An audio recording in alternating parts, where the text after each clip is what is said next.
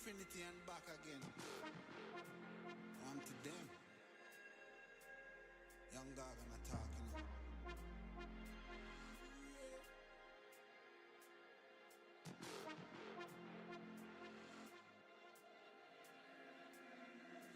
You know once in the shine, don't vex when you get married.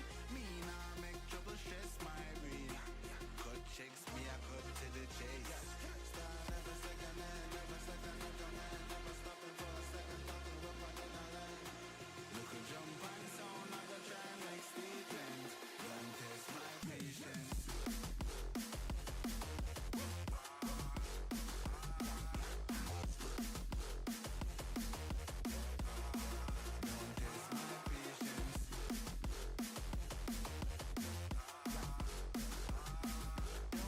Don't jump and sound, I go try and make statements. Don't test my patience.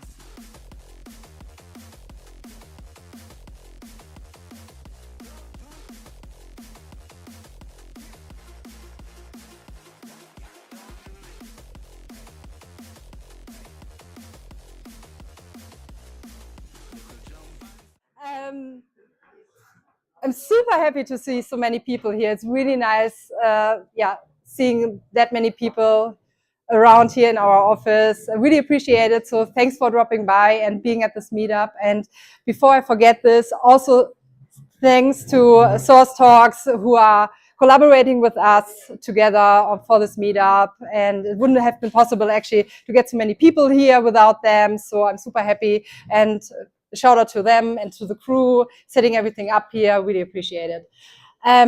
So we have two talks today. We have one talk from Dan Newton coming up next. He is working for R3, the company I'm also working for. He's staff software engineer at the company. We'll talk about, sorry, what's it called again? Okay. I lost the mic. I just hold it here. So should you use Kotlin for your APIs will be his talk. Real quick regarding R3. So yeah, as mentioned, we are working for R3. We have a product called Corda it's a distributed application platform. You should try it out. We will mention it a little bit later in the talk, but we don't want to bore you with any product pitch or so. Really just check it out. It's built on Kotlin. That's why we are all here. And that's why we are hosting this event, because yeah, we want to be part of the Kotlin community and yeah, feel everyone welcome, and please check it out. So I will just hand over to Dan, I would say, because my voice is really breaking down here. So can I do this somehow?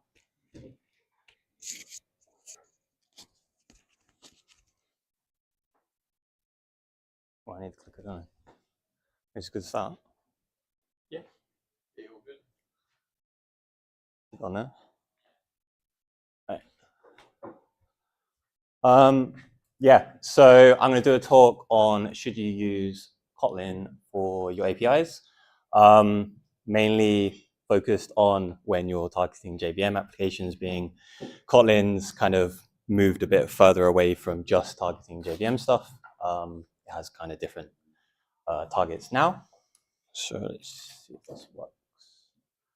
Okay, so we've been using Kotlin at R3 for quite a while now. And during that time, it's come up a number of times of, should we keep using Kotlin for our APIs, or should we move to something like, well, I wouldn't say something like Java, but go back to just using plain old Java rather than Kotlin?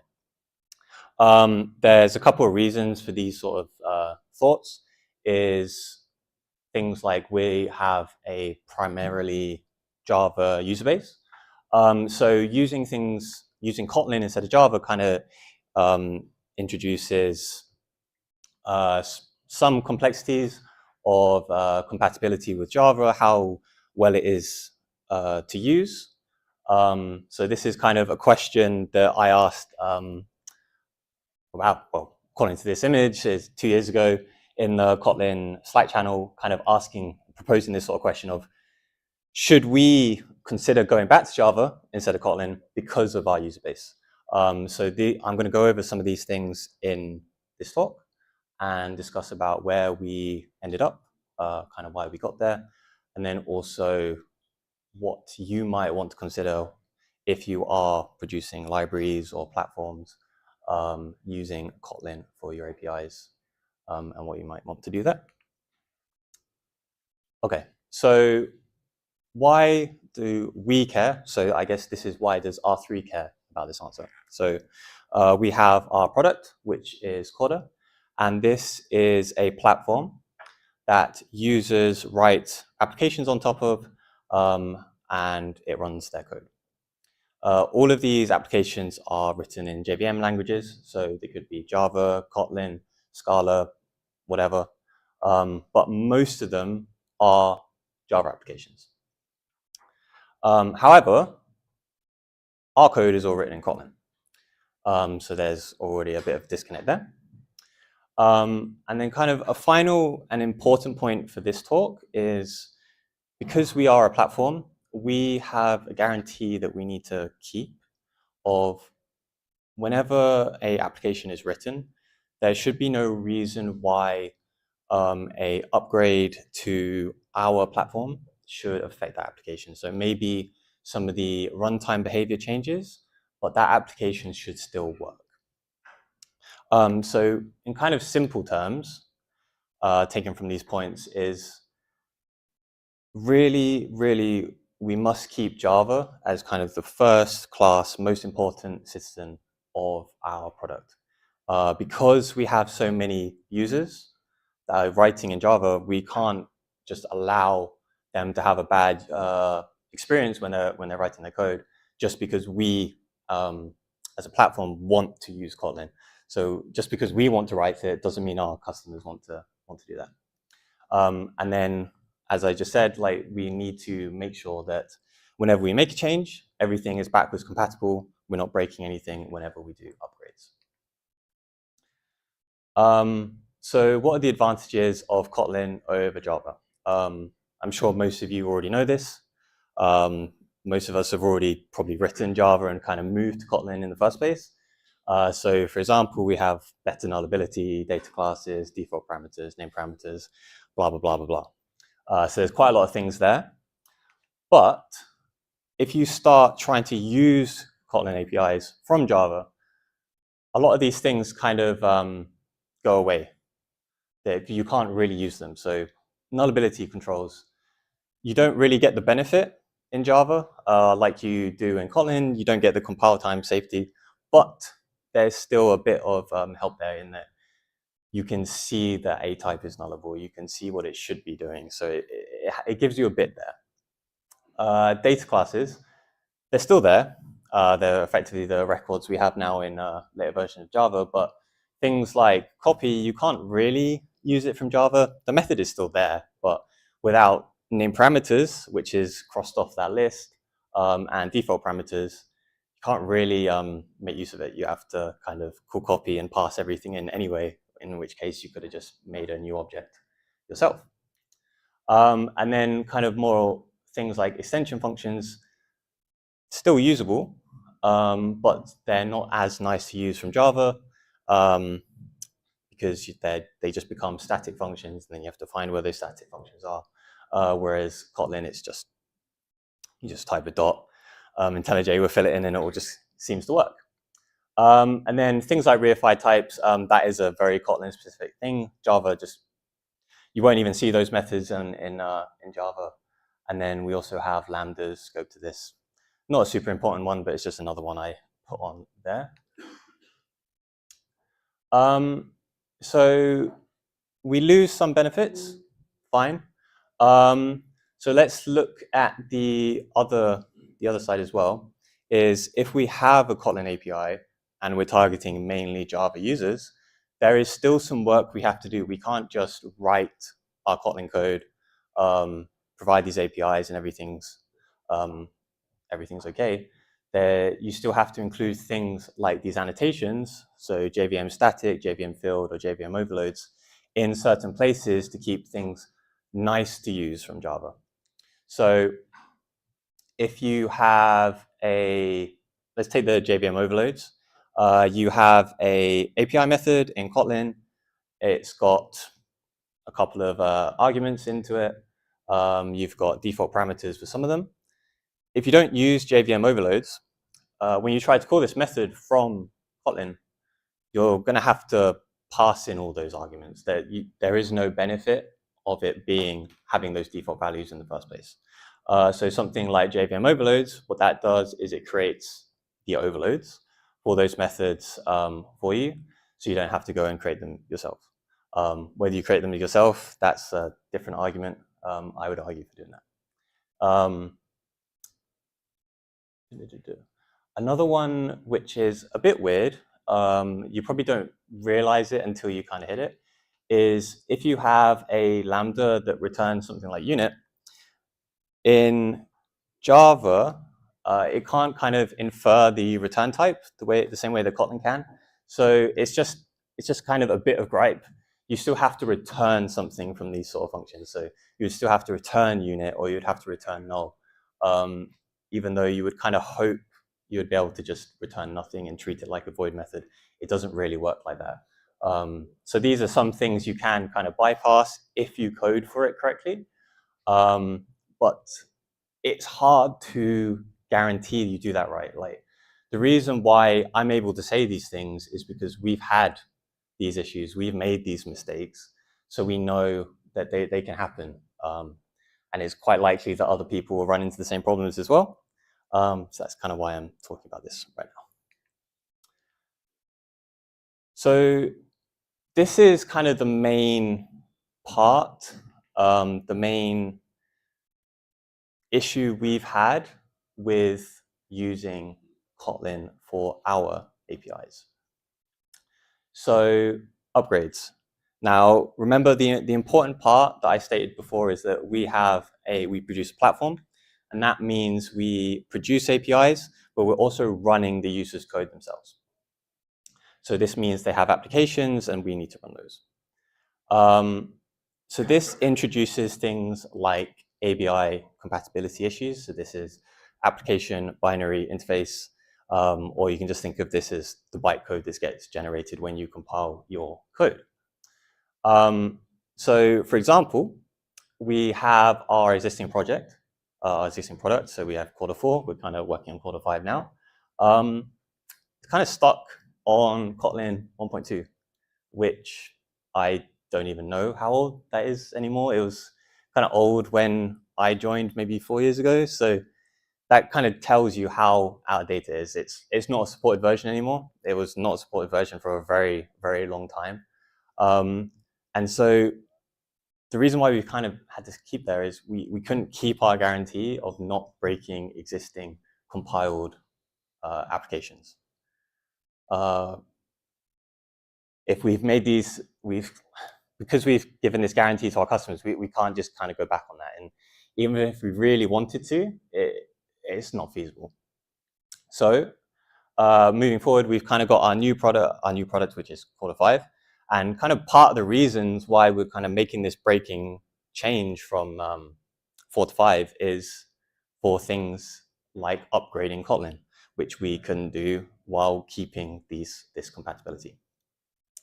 But even when we did that, we still ran into some issues while kind of upgrading through the versions, things that we rely on within our platform that are kind of breaking as we went through the new version changes. So for example, we kind of heavily rely on being able to serialize lambdas within our project.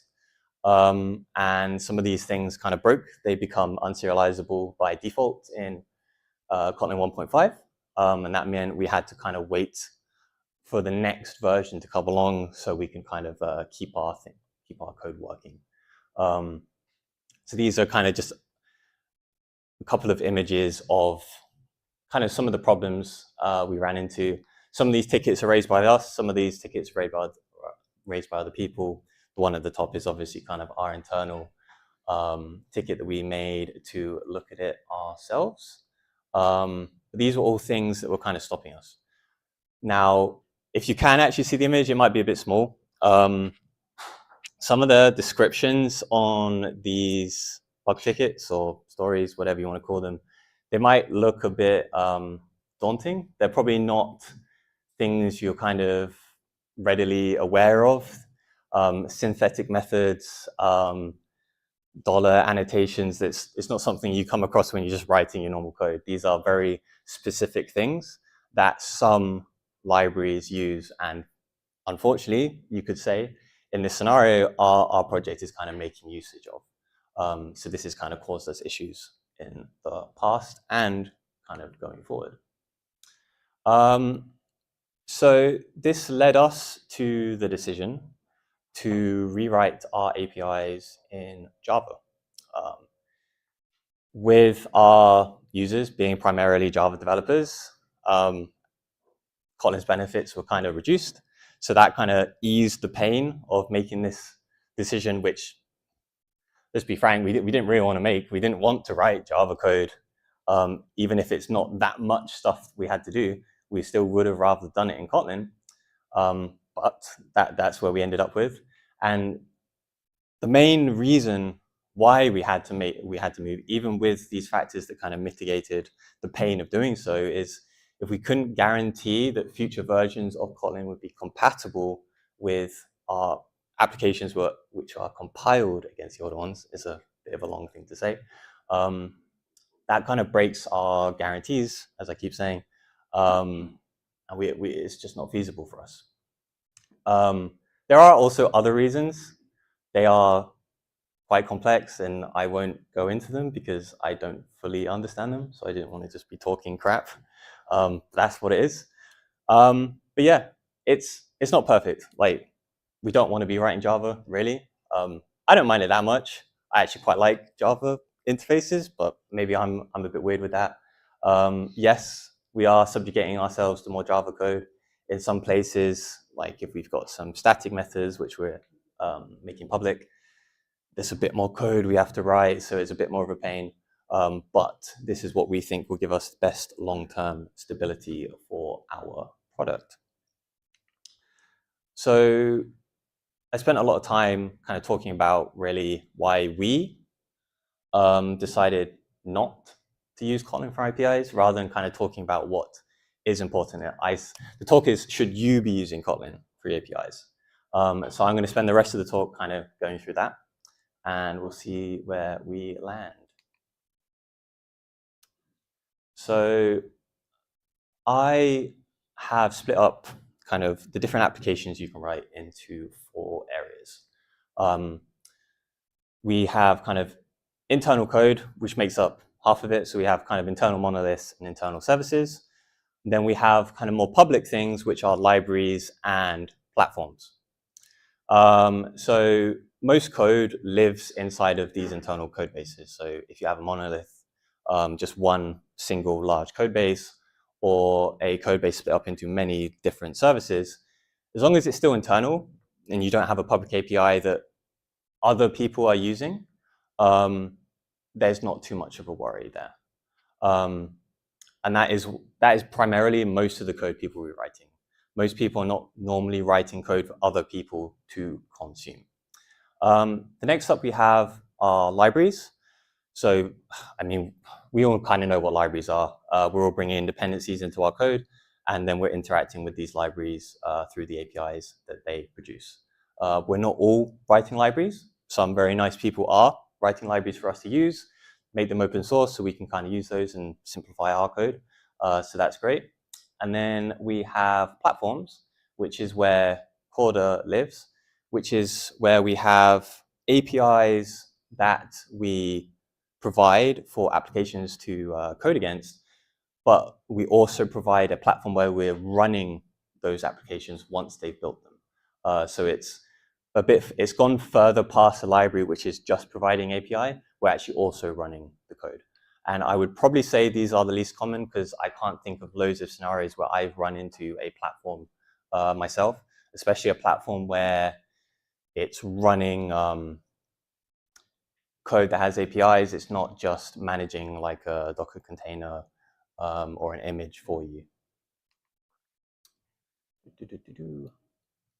So yeah, as I kind of was saying earlier, the internal code bases, they don't really have codified APIs. They might have APIs between each other. So with the internal services, they might have endpoints, but these are normally not coded endpoints. You have kind of microservices, for example. You're not directly calling the API on another service. You're saying, I'm going to submit a request to an endpoint. I'm going to put something on a queue. Something is then on the other side picking it up and processing that work.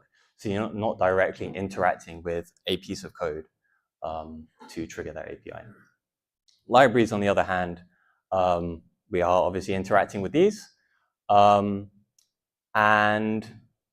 when we're talking about compatibility, and mainly because I'm talking about Kotlin APIs and Kotlin ABI stability, if you have a library and you upgrade your Kotlin version, say, and it's caused some issues, it's not the end of the world, because if your library wants to upgrade update the language it's built, the version it's built against, you can just say, this library supports this version. If you want to use this, you have to upgrade your language version as well. If you don't, you can use the older versions of the library, but you bring that in, you recompile after fixing any issues, and you move on. There's not really an issue there. That's something we all kind of expect, and we deal with. But again, platforms it's a bit harder than that. We still need to give these sort of guarantees. So we can't just say, just go and recompile your application. If we are saying these things still have to work, it is what it is. We have to keep them working. So this is kind of more of a visual version of what I was just saying, where we have internal code bases on the left-hand side, which they can upgrade their Kotlin version without really a care in the world, as long as the product is still working as intended. If users are still able to go to a web page, hit an endpoint, they see the right data, that's all they care about. They don't care what version of Kotlin is being used under the hood. They just care that the application is still working. So really, the Kotlin version upgrade doesn't really have an impact other than keeping things working. Libraries, on the other hand, if we're upgrading a language, that might then indirectly mean your own code needs to upgrade, because a library is depending on something that's only released in a later version of that language.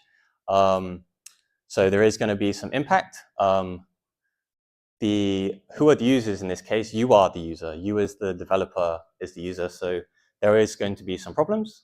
You might have to fix up your code, but we can deal with that. It's not the end of the world. And then again, on the larger impact side of the scale, we have platforms where existing applications may break due to ABI changes. They might not always break, but they could. And if these breaks occur, then users must update their applications. But as I keep saying, if you're providing guarantee that they shouldn't have to do that, that might not be feasible. So I spent a while we're just going through the different types of applications there are. So once you've kind of figured out where you sit in those different choices, and you've weighed up you've decided how much of an impact you're willing to push onto your users as you make upgrades, as you make changes to your libraries, your platforms, or your internal services, but that's not really an issue. So you need to also think about who you're providing these APIs for. It's not just a case of if it's a platform or a library, it's more, what languages are they using? Are you just targeting users that are writing their code in Kotlin? Are you providing like a coroutine library? If you're providing a coroutine library, you don't need to care about Java compatibility. You are writing something specifically for Kotlin, so you have to use Kotlin. There's not really a decision there. Or are you writing something that's more of a general purpose library? Are you going to allow it to be used from Java, Scala, whatever else. There are now some more considerations that we've kind of went through in this talk that you have to make. You have to decide if that is something you're willing to do. And if it is going to be a general purpose one, are you willing to put in the work to make sure it's pleasant to use? You could decide that you are going to target other JVM languages, but you're just going to write basic Kotlin. You're not going to kind of make the extra steps. It will work. It's not everything becomes completely unusable. It's just not, it's not as nice. It becomes awkward in some places. Trying to match up examples you might have written in Kotlin. If you haven't taken these extra steps there, and if you have a Java user, they might be wondering, well, how do I do this? This thing doesn't exist in the same way it does in the example you gave me. So these are all things you have to consider when you're making your decisions in what language to write your APIs in. So I've kind of said earlier in the talk that there are some issues when we're upgrading Kotlin versions. These tickets are kind of proof that we've had problems in the past and kind of problems that we're still having going forward. But annoyingly for my own talk, and it's caused me a lot of stress over the last week, is it turns out Kotlin actually generally upgrades pretty smoothly. I tried to find some examples which I could just say, there you go, here's evidence that it breaks in some scenarios. I couldn't actually do that, which was kind of annoying. So you do actually have most changes are ABI compatible. You tend to actually end up in that, and again with these tickets with their kind of weird titles, they're kind of niche edge cases. Not all libraries are making use of these sort of things, which can break between versions. They're very, very specific. So the chances of you actually running into these problems, it's not super high, but they could happen depending on the libraries, the dependencies you're bringing into your code, or even what you are providing yourselves. So as an example, here's a change that was made many years ago in Kotlin 1.3, where I thought I had found an example where they broke ABI compatibility, and was kind of annoyed to find that it still actually worked, even when I changed the versions. So we have a renaming of a companion object. I didn't actually realize you could give a name to a companion object, so I learned that as well. But you can see it kind of at the bottom there, we've kind of made an extra object to allow applications written against the old version of this companion object to still work. So there would still exist something called random.companion, even though if you went to then write your application against Kotlin after this change was made, that thing doesn't exist. You would have to write random.default to directly access this companion object. You might not normally write that code. I know it's a companion object. You'd probably normally just write random dot whatever the static method is, but you can do it this way. But it actually turned out they didn't even need to make this change in the first place, which is not the worst thing to say, because it does mean the writers of Kotlin do care about ABI compatibility. So even though there are some edge case issues, generally they are making the right changes. So with this change, it turned out they didn't even have to make it ABI compatible, because the class, this random class, didn't even exist in the previous version of Kotlin. So it's wasted effort, but it's nice to show that they did actually make the effort, and they are considering doing this even though they didn't really have to. So in kind of summary, where do we end up? So should you be using Kotlin for your APIs when targeting JVM applications? In most cases, yes. You're not really going to run into that many issues. There's still things to think about, but generally it all works fine. But there are some cases where you might need to really think about it. You'll need to think about what your product is doing, and be aware if it's going to run into some of these edge cases. Are you using things that are specifically pointing at bytecode to look for very specific things? You need to be aware of it. Luckily, a lot of us are not using libraries like that, but some of us, our three are doing this. So that's why there are some cases where I could say I would advise against using Kotlin. Regardless of that, whether you decide to or you don't, you need to really choose a language that will most benefit your users. You don't want to be using Kotlin for your APIs just because you want to be writing Kotlin. I guess if you're doing something for yourself, or it's not meant to be a kind of really kind of large scale library that you're expecting millions of people to be using, you can just do whatever you want. You can be there to test things out. But if you're planning on writing something that you expect a lot of people to be using, you need to decide what is going to be best for them. If I am providing that library for any JVM language, what would they like it to be in? What would be most useful to them? Am I expecting to have a lot of Kotlin users? These are things we need to think about. And then once you've chosen a language, you still need to make sure that whatever you do, you need to write clean, friendly, and well thought out APIs for your users. It takes effort.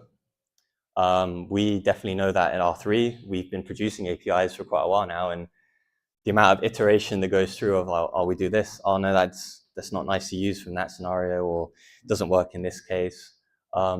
It's hard, but once you've got it right, your users are the ones who are going to benefit, which then directly leads to a benefit of yourself, especially if you're creating a product, because that is going to get it better used. People are going to think more nicely about that. And that's that. So thank you for listening to me.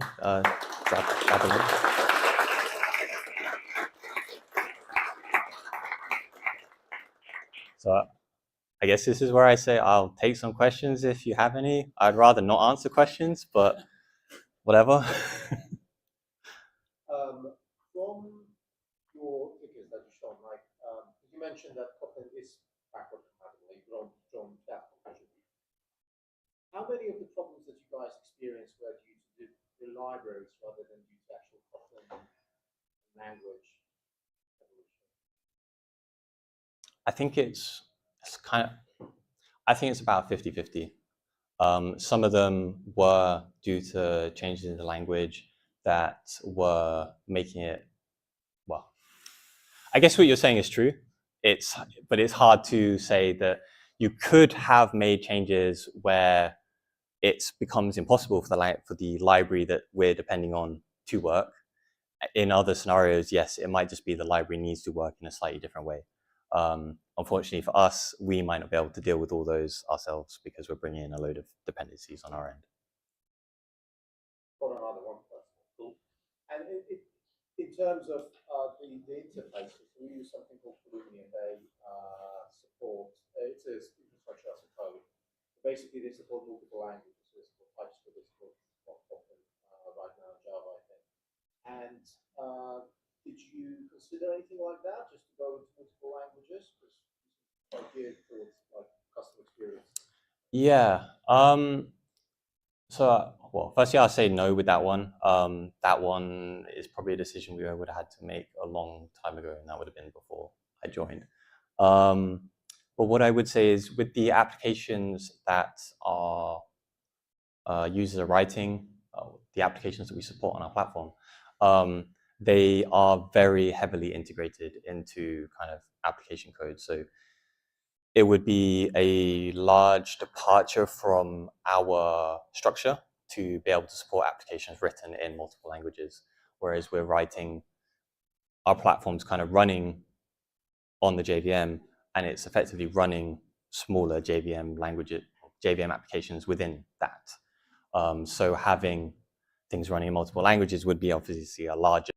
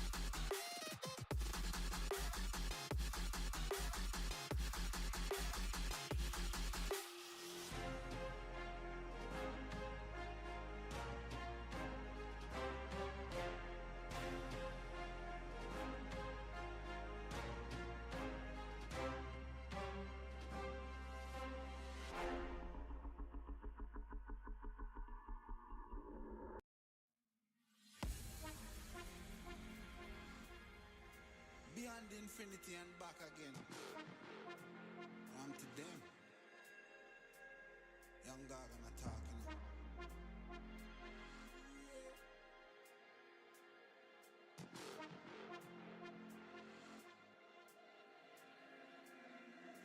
You know once in the shine. Don't vex when you get married. Me nah make trouble stress my brain. Cut checks me I cut to the chase. Hello, everybody. I can see myself. Like, should there be the promotion slide first? Yeah, it's not showing up. Yeah, you can introduce yourself first, and then I'll bring it up. No, you bring it up first. You're gonna break my workflow. Yeah, all right. So I was told there is a raffle for the JetBrains licenses. How many licenses do we have to raffle? Three. Nice. So there are 3 licenses on the loose, and to win that, you have to follow that Twitter account, source at source tech talent. Okay, and tweet something praising Kotlin with the hashtag source talks. Am I right? That's it. Perfect. Nice. So my both hands are busy. I have to keep the timing. Anyways, like, all right. So we are here to talk about Kotlin, and my talk is called Idiomatic Kotlin. Do you realize what it could be? Probably not. Anyways, let me talk about myself first. My name is Anton. Twitter at Anton Archipov. You know, follow me. I work for JetBrains. I work as a developer advocate in Kotlin team, and my job is to talk about Kotlin. Luckily, I don't have to sell it to you because it's free, and then you like it anyway. But let's do a quick show of hands. Who of you are actually Kotlin developers? Too many. Why did you come here? Are you expecting to learn something? You expect a pin. I don't have a Kotlin pin with me, but I have a sticker. No, it doesn't work. Not a good replacement, right? Anyone who comes with not a Java background? A few. It's okay. Anyone with PHP background? It's also okay. Fine. I actually spent almost 20 years developing in Java, and in 2011 I was at JVM Language Summit. I don't remember what edition it was, where quite many companies were announcing their own new JVM programming language, the alternative to Java, and Kotlin was announced there. So I was in the room and I was watching at this new announcement. I wasn't an employee of JetBrains. I worked for some other company, and we built tools for Java developers at that time. And I was looking at this new programming language, and I thought, oh, it's nice, but Java is going to get lambdas soon, and we don't need all those new languages that are coming to JVM anyway. Like, we are good with lambdas. 10 years later, fast forward, I'm a developer advocate in Kotlin team. That's the irony. Anyways, my job is to talk about, educate you about language features. That's why I asked, why did you come here? Because if you are Kotlin developers, apparently you should know the language features, don't you? Maybe? Okay, so the idioms, we have a page at our documentation page, in our documentation page. Have you seen it? Yeah. Have you read it? Does it make sense? Is anything missing? Yes? No? Because there are so many things listed there, you don't know, right? We kind of trying to collect the little recipes for the language features. Like, if you try to make sense what is an idiom in a programming language, it's not a design pattern, right? Design pattern is something big, structured, documented. And if you talk about idioms, there's a little recipes, like sometimes the features of the language combine into one recipe, like how to iterate over the collection, for instance, right? Doing something, that's a small idiom. That's not a design pattern.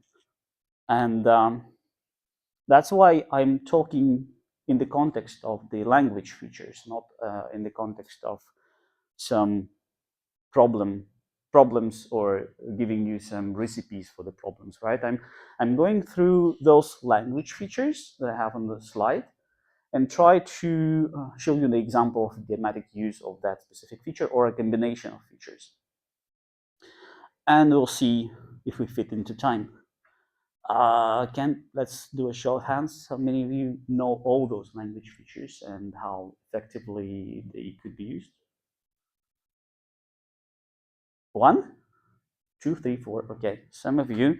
I hope you will learn something at the end of the presentation. Let's talk about the very naive feature of the language, the functions. Because if you're coming to Kotlin with a Java background, you probably don't realize what a function can do for you. How many of you are coming with Java background or switched into Kotlin? Okay, so it will probably click with you. So in Kotlin, we have top-level functions that we can, define, invoke, pass in as references, pass in as functional types, and so on. And when you implement some functionality, you realize you have used only the functions, you have not used any classes yet, but your program works and it has some behavior. And you start introducing classes only when you actually need to model something, when you actually need to either have namespaces or you have a domain that you can talk in terms of knowns. And that's a really nice thing that changes the way we structure the programs. So in Java, we have a long list of directories, nested directories, empty ones to define a package. And then we have some classes there. One public class per file. Try to visualize it, right? The project tree. In Kotlin, if your class is just one line or a few lines, you probably think, okay, I'm not going to put those 2 lines in one file. I'm gonna, define more functionality in that file. And that single file becomes the mapping to what you have in the whole package, for instance, right? So you have one file in Kotlin, you have a whole package with files in Java, and then you realize, okay, maybe I don't need all those empty directories anymore as a package. You define one package maybe as a directory and group them by the folder. And that leads you to a different structure of your application, which is more familiar to Python, PHP, JavaScript developers who don't have this nesting and structuring of the programs as Java developers. That's a small thing, but already changes how you program. Okay, we started with a very naive feature, but let's talk about expressions and composition of those. So my job is to be available for people if they need to learn Kotlin somehow, and people come to me via public channels, and if they need to implement something, if they have a problem, sometimes they ask questions and bring me some examples. So there was an example my friend brought me where they had a huge duplication. Do you see duplication in the code here? Well, you don't have to read the code, you see the duplication there. So there is a lot of duplicates, and he wanted to somehow generalize the code, but there were a few differences. So different variables, the different receivers, producer, broker, service, different APIs don't share the same interface, and so on. And he comes with to Kotlin from Java, right? He has a Java background. He has this thinking of common object-oriented, way of structuring the application, and he came up with something.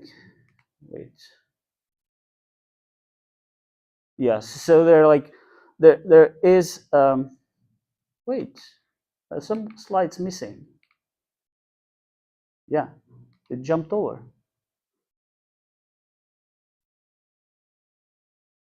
That's interesting.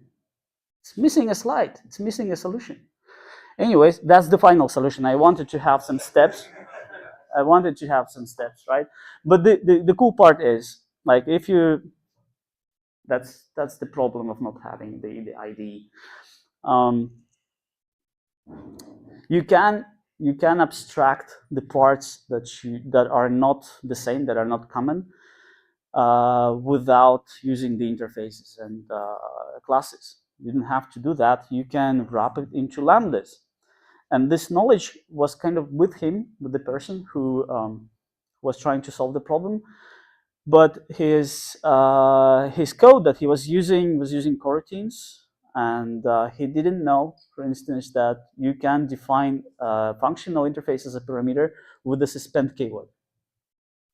That's the single little feature that was missing from his knowledge to generalize the code overall. Right? Did you know that you can mark parameter lambda with a suspend keyword? Did anyone learn something new right now? Cool.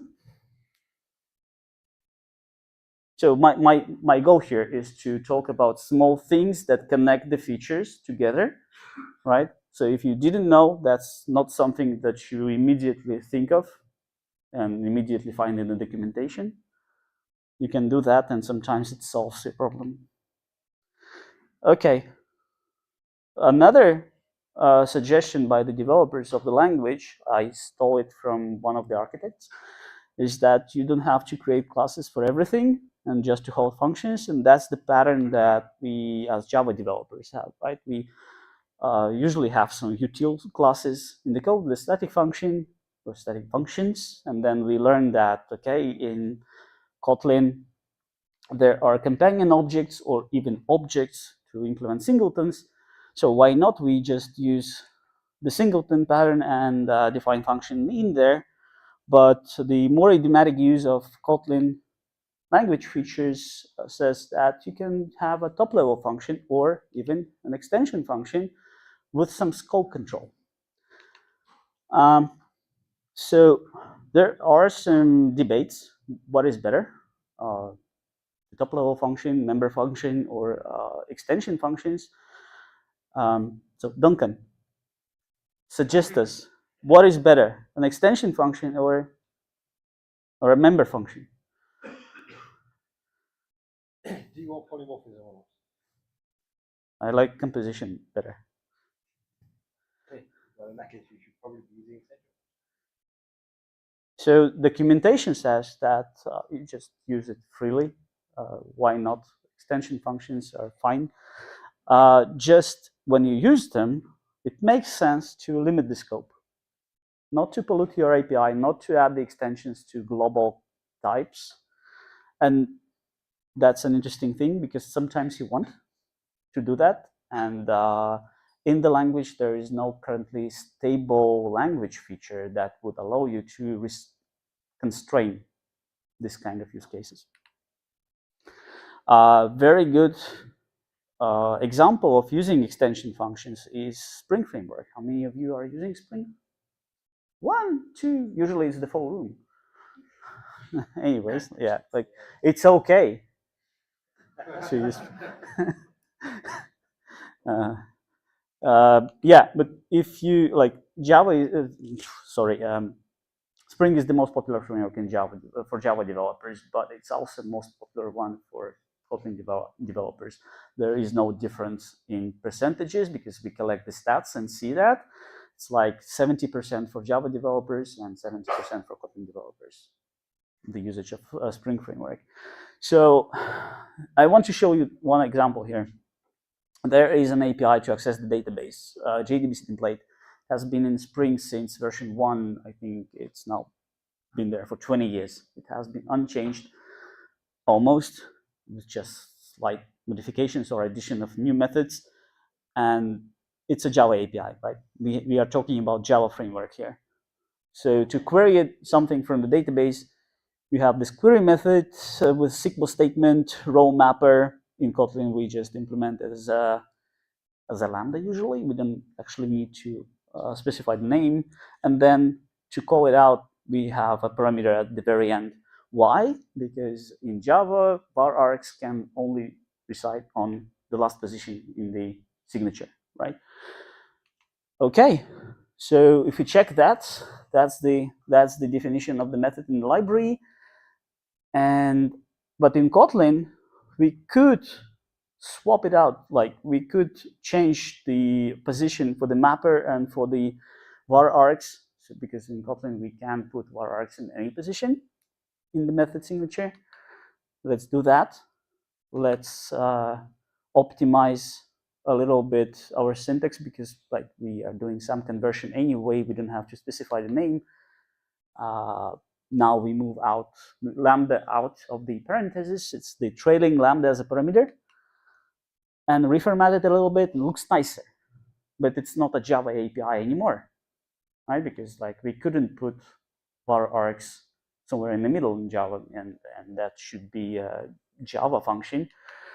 In fact, there is a number of extensions in Spring Framework that are, tailored for Kotlin developers that make Kotlin developers' life easier. Is it something new for the crowd? Yep. Cool. Not a time wasted coming here. So by now you have seen already quite a few features of the language. Alone, they are cool, but it's very nice when they play well together. See the combination of them, especially for tailoring the Java APIs for Kotlin developers. So if you have a library that is intended to be used on a JVM, Java developers can use it nicely, but then you can make Kotlin developers' life easier, much more pleasant experience by providing the extensions. You don't have to, because they can use your Java library anyway, and write their own Java extensions for their programs. But if you provide it out of the box, it's just much nicer. Scope functions, because we already talked about extension functions a little bit. Well, everybody knows about them, right? Yeah, Kotlin developers. Show of hands. Cool. I want to keep your fit.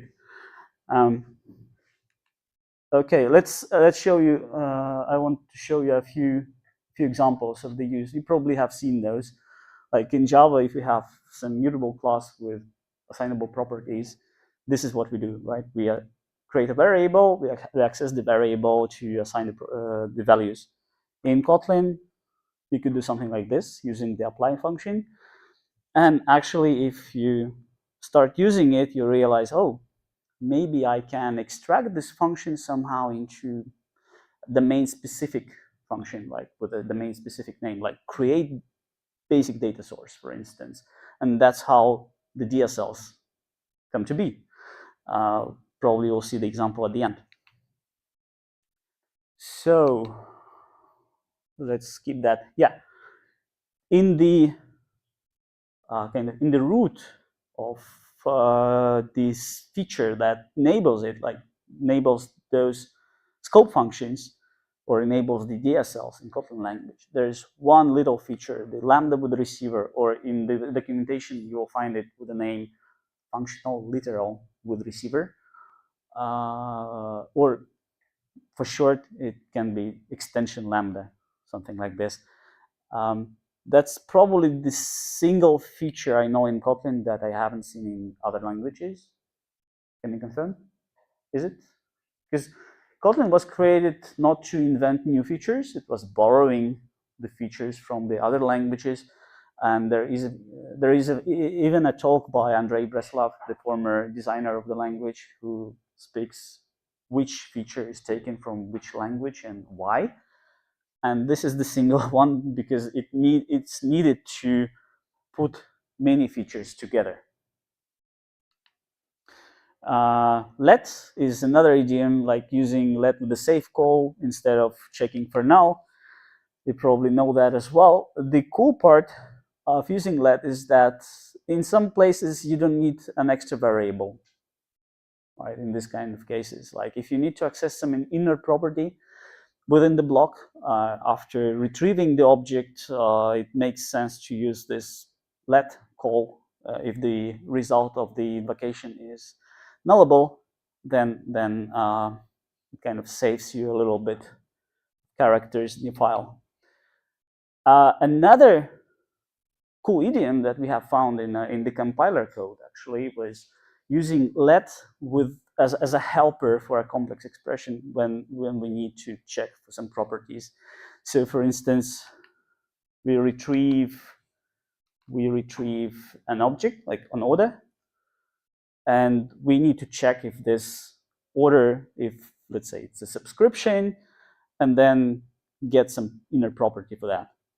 So we have found quite a few uses like this in the compiler code itself. Yeah, let's skip this one. So, but it's quite easy to overuse. You probably have seen the overuse of scope functions in your projects if you have seen people applying them.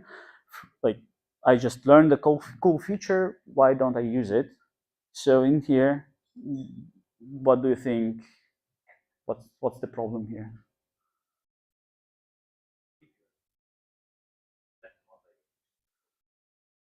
Yeah, like why did I use let part here, right? Because of the refactoring and string was right. I think it was like the evolution of the code. They removed something and they ended up with this and didn't pay attention that it's not actually needed. So it's could have been simpler, just write this code, right? If we just have this on the top, then if your new colleague who is not familiar with Kotlin comes and sees the code, it takes time for him to mentally understand what's on the top instead of looking at this on the left, right? Just everybody can read and understand it. But it sometimes totally makes sense to use scope functions like this when you have to return an object and lock something, for instance. I've been using it quite in a few demos, although I'm very suspicious when I see also, the use of also. Like in many cases, it's not needed. It's much more readable when you just type something in this simple way, the baby code, instead of using also function. But if you have a case when you return an object from a method and you need to log it or do also something, then it makes sense. Duncan, you're not. That's an apply. Apply, you can do that in apply as well, yes, without it, right? You would do also like apply and make dirs, right? Technically, it's correct, but apply tells you that you're going to return something. You're going to return the result of the apply, right? So you mutate it. Technically, it works, but the intention is different. Default argument values, in the previous presentation, it was like a discussion about it, but I think it's a very nice feature that enables quite a few idioms for Kotlin, and it's a good example where two features play well together and one without other doesn't really make sense. Let's see. So function overloading or constructor overloading, whatever, overloading, right? We have a good example here. We have one definition of the find function with a single parameter and with two parameters because we want to supply the second parameter as default sometimes to be able to use it, you know, without the second parameter sometimes. And that's the difference where we can have the default value for the second parameter. So we could use it like this. Simple and works, but let's take a look at the other example. We have a figure, we have three parameters, 3/3 parameters with default values. All of them are integers, and I want to define a figure with a different color than the default value and the other description. Would it work? No, it's a compilation error. Why? Because, well, while you could guess, well, the compiler could guess that the only possibility for this input is matching the color and the description, this is just a very simplistic case. You might have all the parameters as integers. You might have all the parameters as strings. And their explicitness is better than the magic of the compiler. So instead, we should just invoke this function with the name parameters, and you already see how two features work well together. And what is the consequence is that, yeah, the first one is, let me go back for a second. The cool part is if you do code reviews, for instance, your ID is not like you're not in the ID, right? And you use this kind of invocation where you supply some string or some basic values, or from the code, like at the web page, you cannot really tell what is the value, what is the type, and what is the semantics of this value. Here, it's explicit. You say, this is the color. There, I supply the color. And like you don't have the luxury of clicking on the code, right, and going to the definition, but immediately by reading it, it's explicit to you. You understand what the code does, what kind of parameter you are supplying. So the two features play well together, and the default values diminish the need for the overloading in most cases. Not 100%, because there are cases where you still need overloading. And without name parameters, this feature alone wouldn't work. Like it wouldn't be 100% efficient for you. Like you still need some way to tell which parameters you reassign. You probably have seen it in some other places, like copy function in data classes, right?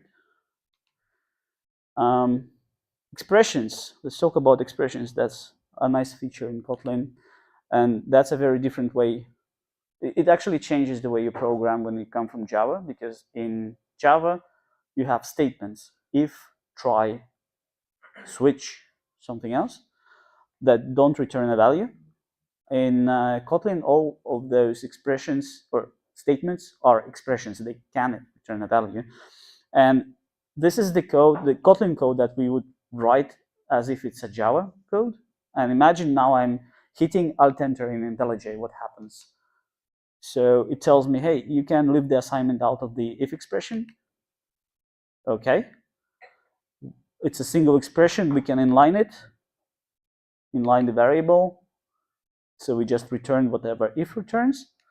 Then convert to expression body, because it's a single statement. Why not? We have a nice feature there. Now it allows us to remove the explicit type specification. Is it a good idea? No? Why? It's nice. It looks nicer. You lose expressiveness.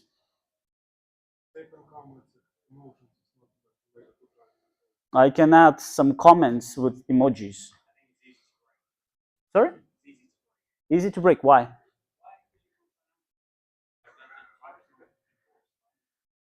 Okay. Yeah. Well, it's true.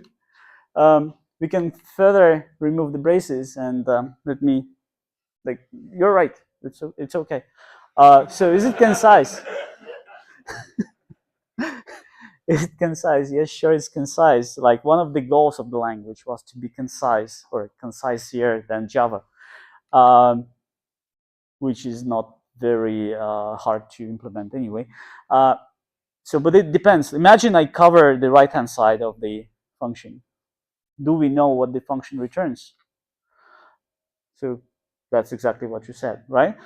But also, even if we know, like maybe I have a documentation there, even if you know, like we have a comment that this function returns, color red, by changing the right-hand side, the logic, let's say we have some refactoring, maybe we have some code in the branch, because this syntax here without the type triggers type inference. We change the code, and the return type changes. Why is it bad? The compiler will tell me that it's fine. Why is it that? Sorry? Why is it a problem? The compiler will tell me that, okay, I've broken something, like I have to change it. I will not be able to proceed anyway. The compiler will help me. Right.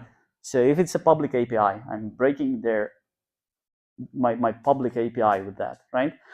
So there is actually a compiler option to enable the API mode or strict mode, and you can configure it to be an error or a warning. So in Gradle, you just add this configuration. Then it forces you to add the how we call it, the public modifier or private modifier to the functions to declare that it's a public API or not. And then it will also forbid this for public functions. So yeah, that's the configuration. I didn't remember I have it in the slides. Yeah, and this is what you get if you configure it with those options, like explicit in API, and then say you put a warning as a configuration, as a big behavior configuration, then you get this, warning there. So we can proceed further. We talked only about if expression, but then we have a when expression, which is very nice and looks very much like if expression. If you only have two values to check, check for true, then return some value, and then for everything else return false. And if you use it with seal classes, booleans or enums, it's gonna check for the exhaustiveness. It's now stable, I think, since version 1.720 has been made stable, so you don't have to opt in for this behavior. And actually, it's now suggested by many developers that it's much better to use when expression and group your logic, let's say handling some commands that come into your application. Let's say you are modeling your commands somehow, like delete, add, something like this, and then you add a new command. Then this expression here would tell you that, hey, you have to fix it. You have a new command. You have to implement the new handler because it has to be exhaustive. But it wouldn't work if you use else. So I have seen some teams setting the rules for this expression that when expression should not use else, and it should be a compiler error if you add it. It's not built into the compiler for Kotlin because we want to be kind of flexible language, but it's possible to configure with tooling, like I think detect has this rule. Okay, add the remaining branches anyways. So it's suggested to use when with seal classes. In fact, it's very fun to use with booleans as well. So imagine, like, instead of this classes here, you would have is true, is false, or like true, false with this, without this, and then have like just an expression. We found about 200 uses of this kind of pattern with booleans in the compiler itself. So it is an idiom apparently.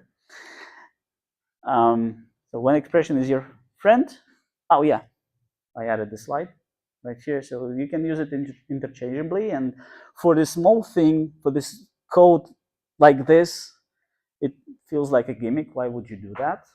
Like it's more convenient to use if, or not even convenient, but familiar for many, right?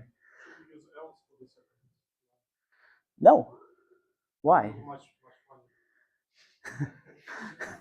Funny, eh? That's a good point. I'm going to add that next time. Yeah, but this code on the right-hand side is something we have on the compiler too, like in many places, and the developers prefer to write that option instead this one, because actually you can swap them. That was also the argument, that it looks nicer. They can align the code better. Sorry? Could it be null?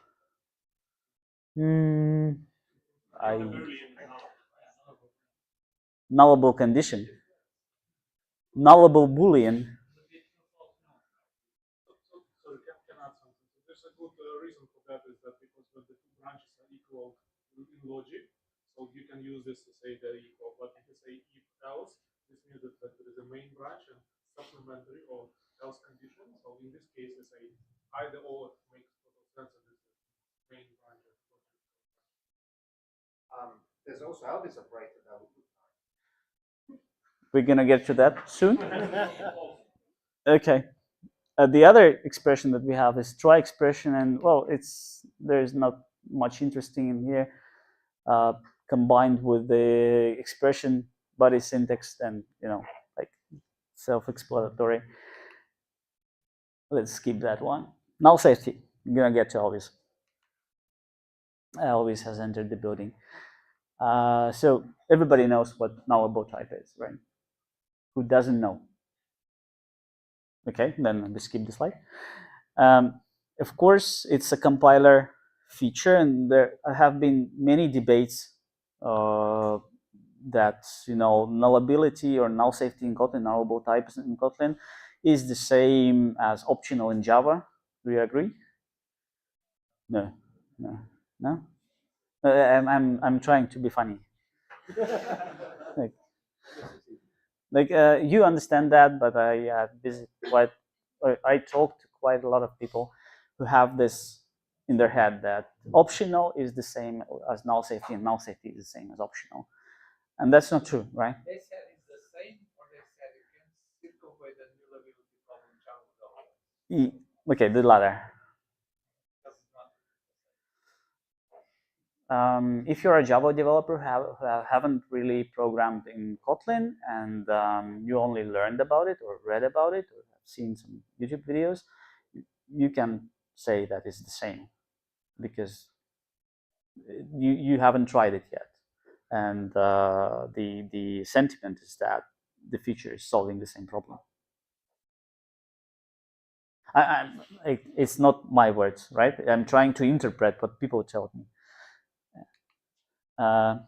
Okay. So I probably have to skip this because everybody knows it.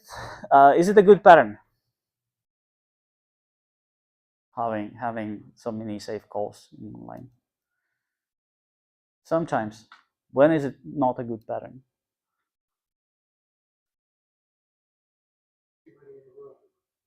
Too many in a, right? Yeah, like too many questions. Questionable code, right? Okay, I don't know. There are people who say that it's a bad style, and I kind of agree.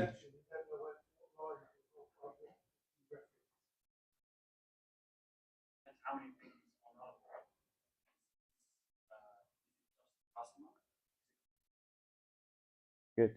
I just learned something. Nice. Yeah, so like, if you don't care which one of them was null, then it's fine. If you actually need to report the exact problem, then maybe it's not a good style. And we have some developers who develop static analysis in the IDE, and they really are angry on this example in my slides, because they said, please don't do that. And I'm still putting it here. Like to be a rebel. So null assertions, null assertions. Are you using in the code any assertions? A lot? Why? Because of POC. Quick and dirty, right? Yeah, actually, because like, if you have seen this quote probably from the book, that it was made ugly on purpose, so that you see it in the code and understand that's a bad thing and try to remove it from there. But when I first tried Kotlin for let's say, enterprise Java development with Java EE or Spring or anything. At that time, Java platform types were considered nullable by default, right? It's now different. So they are just platform types, and the compiler doesn't force you to check the value if it comes as a result from a Java invocation. And then basically your code would have been polluted with all those exclamation marks all over the place. So it would have been a very bad decision, because otherwise it wouldn't be even possible to integrate well with Java projects, with Java frameworks, and so on. And that's what, we didn't want that. So instead, there is a kind of a better way. And like why people use it, like my formatting is broken a little bit. You see the exclamation marks here, right? They should have been highlighted. Because of Java frameworks, like it's a JUnit test, right? It's a JUnit test, and we have a life cycle in this framework. And to declare the variable, we have to say that it's nullable, just to satisfy the compiler. And that's why we are using here not the safe call operator, but as the assertion, because we claim we know that it will not be null. It's ugly. Yeah. Can I say that you can, in JUnit, just assign in that private var state? You do not need to do your setup in for each. Okay, that's fair. People did not know that. That's fair. It's just for the sake of the example to explain the problem, right?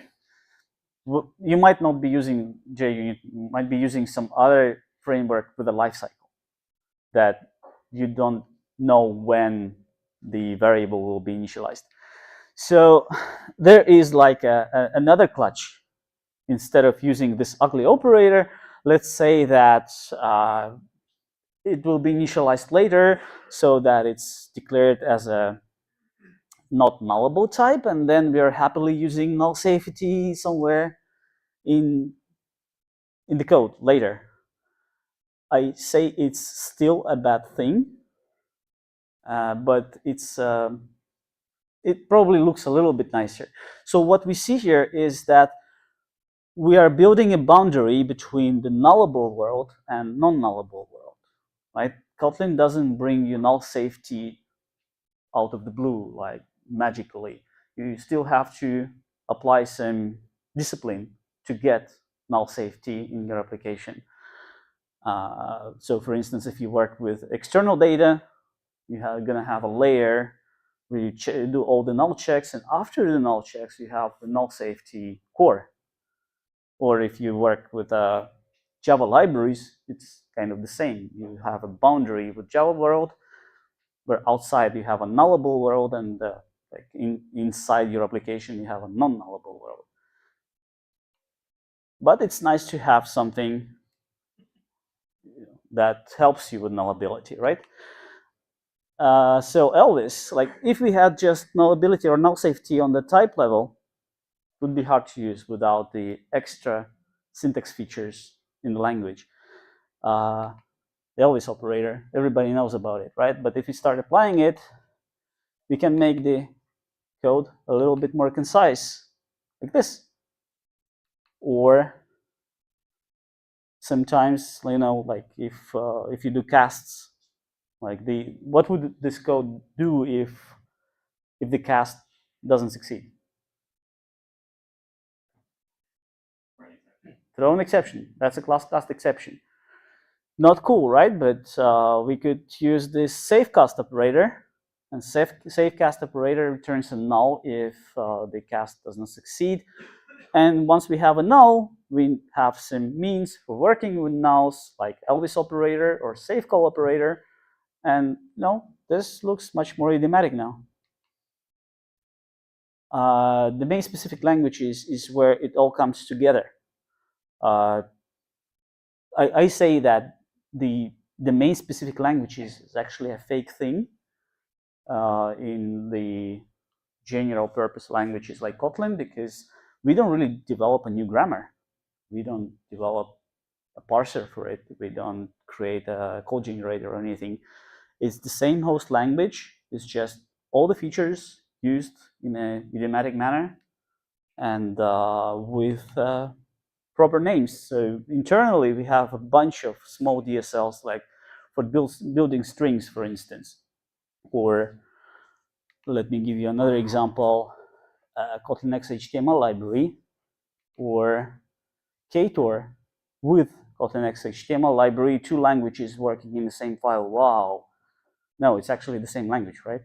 You just use the features of the language in idiomatic manner. So there is a Ktor routing or Kotlin XHTML. And the enabler for this, I already mentioned, is Lambda with receiver. So how does it work for us? Let me show you a quick example here. I was thinking of coding it live, but let's save some time. So we have Java code. Everybody can read and understand it, right? But you have to read and understand it. It takes time. There is nothing wrong with it. It's okay, as I say. But if we convert it to Kotlin, there's just a few things that changes, right? We don't have the semicolon, we don't have the new keyword, we don't specify the type on the left, property access syntax instead of setters, and we have some string interpolation also at the end. Conceptually, it's not different from Java. It's the same. But if we try applying those idioms that we already learned about, and with the help of static standard library functions, we're gonna get something else like this. We're gonna use the apply function to get into the scope of the types that we just create. You know, client builder. Let's compare. So there is a client builder on the top. There's Twitter builder in the middle. Company builder at the end. This is what we get if we start using apply function. Already we have a structure. I would say it's more readable, but we can make it even cleaner by abstracting the apply function into and the build function into the domain specific functions, like with extensions. So there was a Java code, Java types, Java classes. Now we add extension functions with Lambda with the receiver as parameters and use the apply function to execute those blocks of code in the objects themselves and get to this JSON-like structure, statically typed, auto-completed, syntax highlighted, works like magic. So I do have a few examples in my GitHub account for these slides if you want to download and play, but since you're all Kotlin developers, you know it yourself better how to play with that. And if you need the slides, I have them on the speaker deck. They look nicer there than on the slide here, or on the screen here, because I think the fonts are broken. So we have a new mascot. If you haven't seen it yet, do you like it? What's his name again? Cody? I would prefer cat, but who cares about what I prefer? Anyways, I hope you liked it, and I hope there was something new you learned, like a little teeny thing. If you're a Kotlin developer, you probably know most of the things.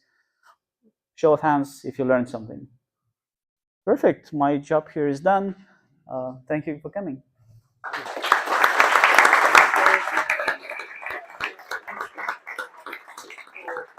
Oh, maybe you have some questions to me. But now you know everything. Good question. Are you going to introduce new idioms to Kotlin? If we are going to introduce new idioms into Kotlin, no, because there are no new Kotlin language features coming in 2.0. Yes, because after 2.0, we have plans to implement quite a few new features in the language. They were announced at the keynote, and I think the idioms will emerge. Because idioms is not something let's make a new language feature to create a new idiom. No, it's like the crowd starts using the language, starts using the feature, reports it back. hey, this is how it could be used nicely. Look how cool it is. Makes the code safer, more readable, and so on. And then it becomes an idiom. Yeah.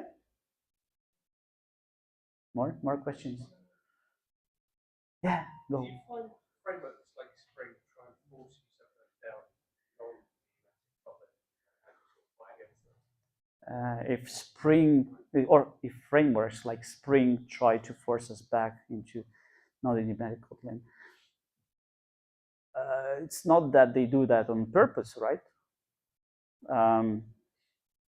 or do that? Or maybe they disagree with the premise, but It's a very philosophical question. Today, if you check the most popular frameworks for Java, let's start with Spring. Spring provides extensions for Kotlin developers. Done, right? We are good with that. Quarkus supports Kotlin. Maybe they will add more Kotlin extensions. Good with that. A little portion that is not really Kotlin compatible is the whole philosophy of Java EE standards being annotation based. This is for people to decide, do they like annotations or not? Of course, we have the ahead of time compilation for annotations now that kind of solves the problems they have. But quite a few people still prefer the functional way of describing your configuration without annotations. And I know quite a few folks who really passionately hate annotations and would go and use anything else besides annotations. So I think it's a historical thing, right? In Kotlin, we do have quite a few language features in the language that were created solely to interoperate with Java, like recursive generics, for instance, right? We didn't need recursive generics for the language because we have apply function. We don't need to create Fluent APIs, but in Java, it's the only way to create DSLs, right? But the Fluent APIs, and for that you need recursive generics because otherwise it becomes a mess. But our users want to use awesome Java libraries, test containers, for instance, right? And they do use recursive generics. So we had to implement this feature to better interoperate with Java.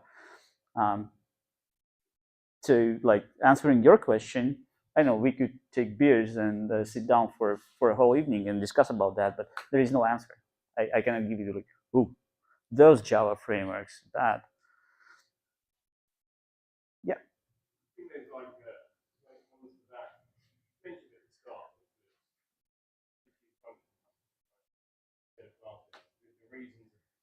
The reasons to use classes because way. Whereas actually, if you start to code in it, actually discover that you don't need classes a lot of the time. You're not exposing it. Right. It's for some historical reasons. Like we can always say that for historical reasons. Assume that JVM disappears today. Let's say there is no JVM, there is no Java. Is there a reason to have classes? I think still that there is a reason to have classes because you want to model the domain, right? Yeah, thanks. Good. We agree. All right, I think you can grab more beers, and if someone wants to chat with me, just catch me. Try to catch me.